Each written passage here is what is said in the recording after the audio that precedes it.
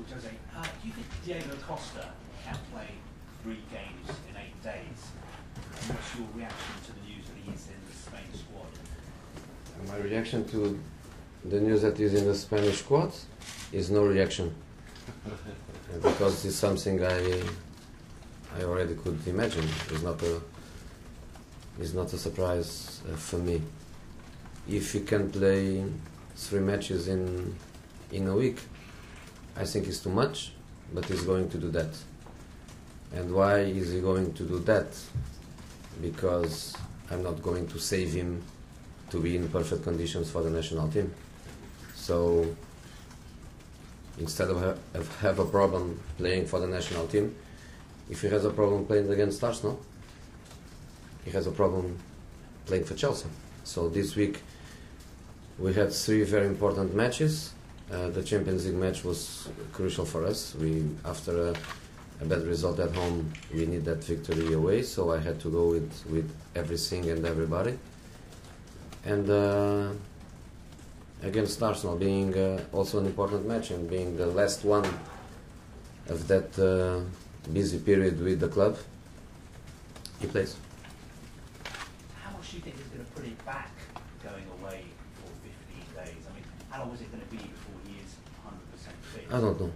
I really don't know.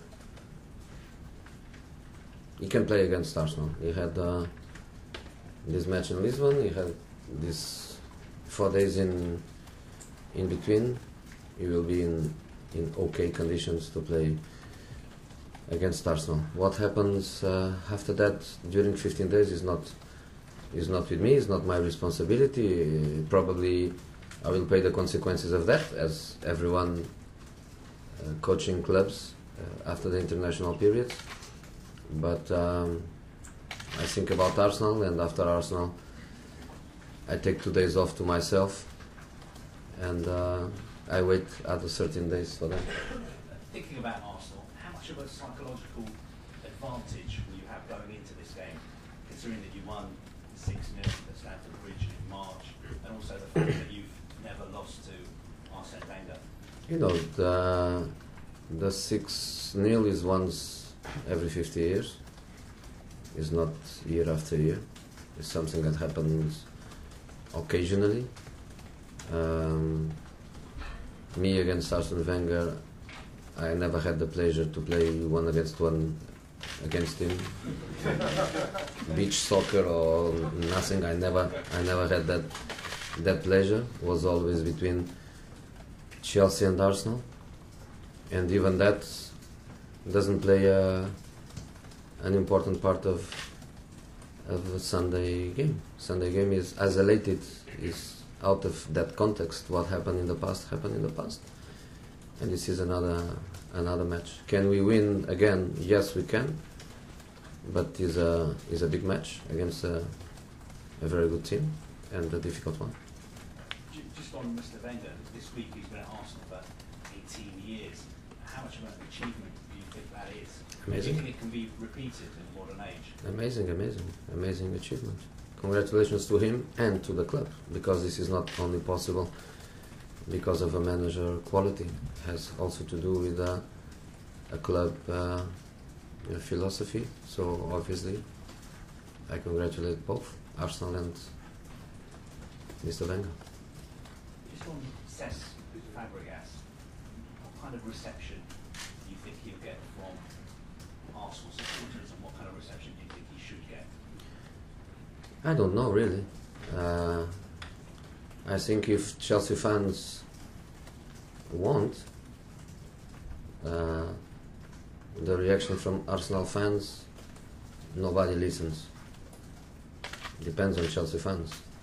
But if 40,000 blue fans want, nobody will listen 3,000 red fans. And for me that's an important point. After that, I don't know. I really don't know, but I think depends also of the club culture. As you could see, Chelsea fans with Frank Lampard, or maybe You will see, who knows, Chelsea fans with Ashley Cole if he comes back playing for Roma. So depends. But Fabregas was, I don't say born, but almost made at Arsenal. And I think the feeling should be a good feeling between the fans and him, but I don't know. It had been generally assumed that Arsenal turned down the chance to sign him. But this morning, Arsene Wenger said that it was his decision to come here, it was Cesc Fabregas' decision to come to Chelsea, and Arsene Wenger thought that it had all been sorted out early this year.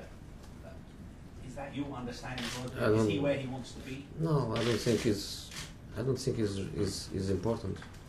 For me, the important thing is that he's a Chelsea player and he's being phenomenal for us. Every game, no exception.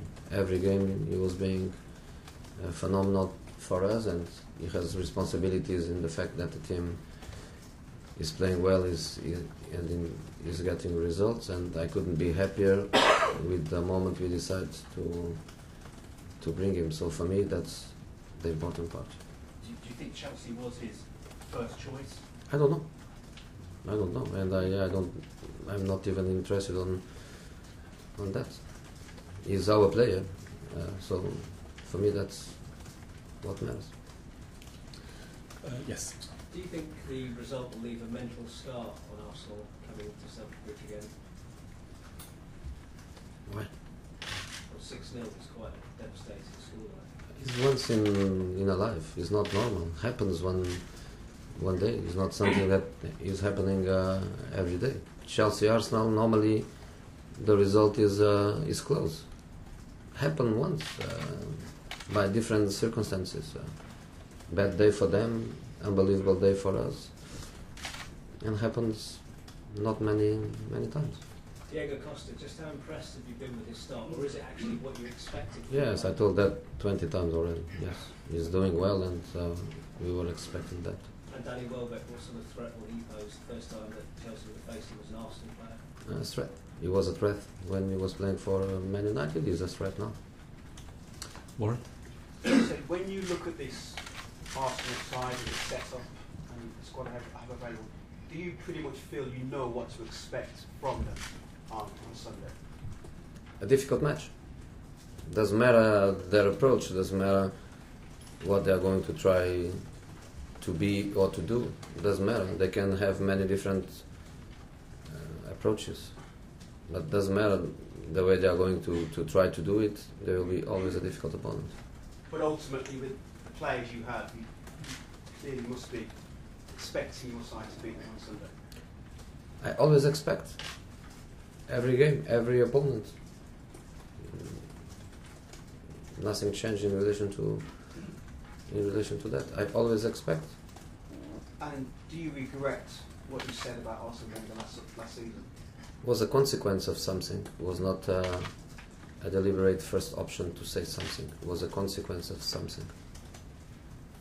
You'll remember the Arsenal invincible side. Is that something that Chelsea can achieve this season? You're of course unbeaten at the moment.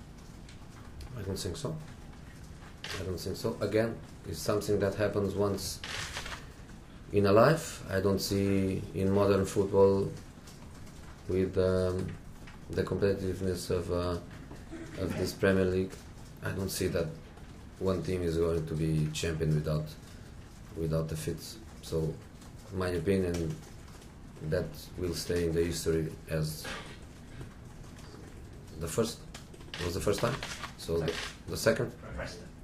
So the second and the last time. My opinion, but we never know. At the back. Jose, in Germany we call this match the game of the world champions.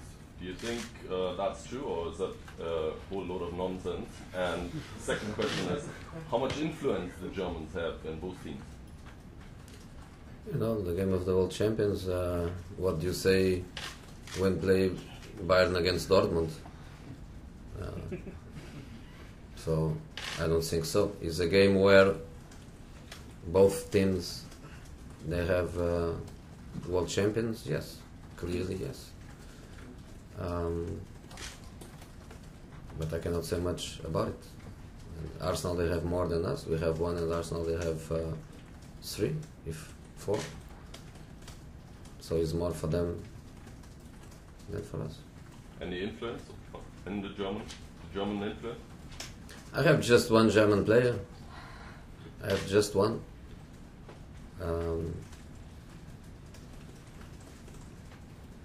He's a good player. Sometimes plays phenomenal. Other times plays so-so.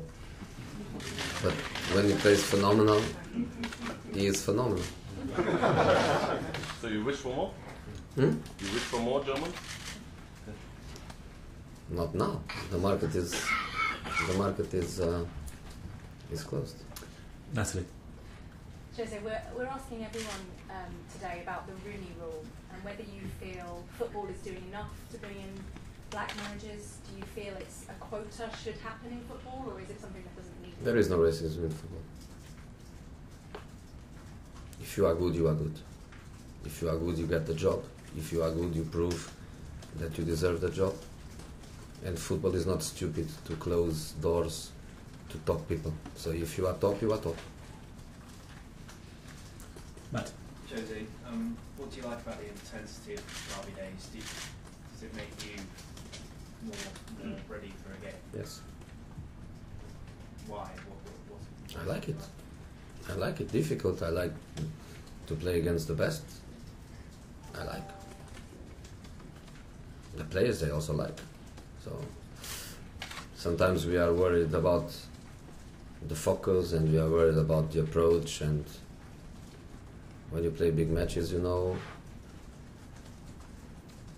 that the players are more than ready for that. I have now a meeting with them here, but not a motivational meeting, just a meeting to try to analyze a few things, a few images, but just about football, never about the emotional side of it or the motivational side of it.